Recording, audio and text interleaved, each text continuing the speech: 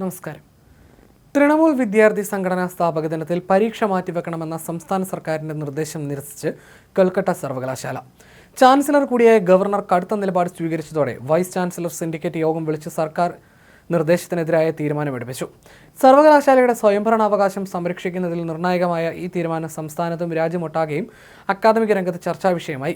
കൽക്കട്ട സർവകലാശാല ഓഗസ്റ്റ് 28 നടത്താനിരുന്ന BCom LLB പരീക്ഷകൾ തൃണമൂൽ കോൺഗ്രസിന്റെ വിദ്യാർത്ഥി വിഭാഗമായ തൃണമൂൽ ഛത്ര പരിഷത്തിന്റെ സ്ഥാപക ദിനത്തോടനുബന്ധിച്ച് പുനഃക്രമീകരിക്കണമെന്ന് സംസ്ഥാന ഉന്നത വിദ്യാഭ്യാസ വകുപ്പ് സർവകലാശാലയോട് നിർദ്ദേശിച്ചിരുന്നു.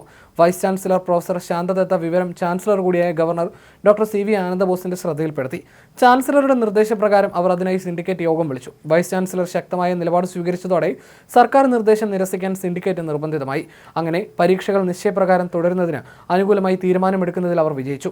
ഒരു വിദ്യാർത്ഥി സംഘടനയുടെ സ്ഥാപക ദിനത്തെക്കുറിച്ച് സംസ്ഥാന സർക്കാർ സർവകലാശാലയ്ക്ക് കത്തെഴുതുന്നത് അഭൂതപൂർവമാണ്. സർക്കാർ നിർദ്ദേശത്തിനെതിരെ VCയും സിൻഡിക്കേറ്റും തീരുമാനമെടുക്കുന്നതും അപൂർവ സംഭവമാണ്. പരീക്ഷ ക്രമീകരിക്കുന്നതിനേക്കാൾ സർവകലാശാല അതിന്റെ സ്വയംഭരണം സംരക്ഷിക്കുന്നതിൽ കാട്ടിയ ജാഗ്രതയാണ് ബംഗാളിലെ അക്കാദമിക വൃത്തങ്ങളിൽ പുതിയ ഉണർവുണ്ടാക്കിയത്.